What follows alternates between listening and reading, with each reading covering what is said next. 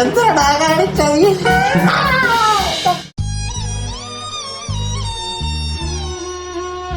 ഇത് സ്വപ്ന സ്ഖലനമല്ല, അല്ല സ്വപ്ന അസുഖമല്ല, ഇത് സ്വപ്ന കഴപ്പ്. പല സിനിമകളും കണ്ടിട്ട് വന്നിട്ട് ഹീറോകളെ ഞാൻ എന്തിനാണ് സ്വപ്നം പറഞ്ഞതിന്? നിന്റെ സ്വപ്നം എനിക്കത് ദുസ്വപ്നം. സോറി. എവന്റെ കൂടെ കിടക്കുന്നത് നിനക്ക് സേഫ് അല്ല. വല്ല തെലുങ്ക് പടവും കണ്ടോണ്ട് വന്നിട്ട് ഇവൻ തന്നെ ഏറിലിട്ട് ഇടിച്ചു കളയും.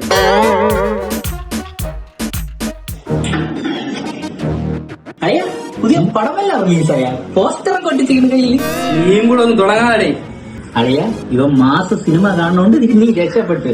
പല റൊമാൻസും ആയിരുന്നെങ്കിലും എനിക്ക് മഴത്തുള്ളി കിലുക്കത്തിലെ മാത്തുക്കുട്ടിയുടെ വായു പോലെ ആയേനെ പലതും. നീയൊക്കെ രണ്ടെണ്ണം കൂടെ ഒരു റൂമെങ്കിലും എടുത്ത് താടേ. എനിക്കിവിടെ കണ്ടിട്ട് പേടിയാവണം.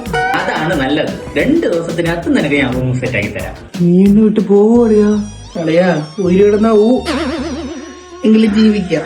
ഏയ് വാ, ഒരു സ്ഥലം വരെ പോവാം. അളയാ, അപ്പൊ അതൊന്ന് സെറ്റ് ആക്കണേ. അതൊക്കെ സെറ്റ് ആക്കി തരാം. ഓ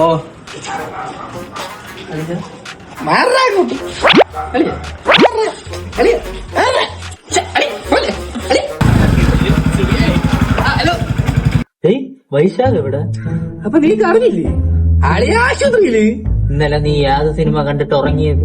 പടയപ്പോ അതിന് യാതൊരു സീനതേ. രജനി പൊത്തിനകത്തുനിന്ന് പാമ്പിനെ പിടിക്കൂലേ, ആ സീൻ.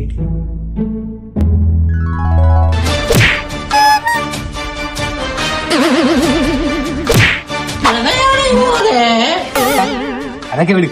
എടാ, ഇത് എന്റെ പുതിയ റൂംമേറ്റ് ആണ്. റൂമാന്റെ കൂട്ടുകാരൻ വരാൻ. ഇല്ല, അടി പോവില്ലേ, കാണില്ലേ? ശരി അളിയാ. എനിക്ക് വാ, നമുക്ക്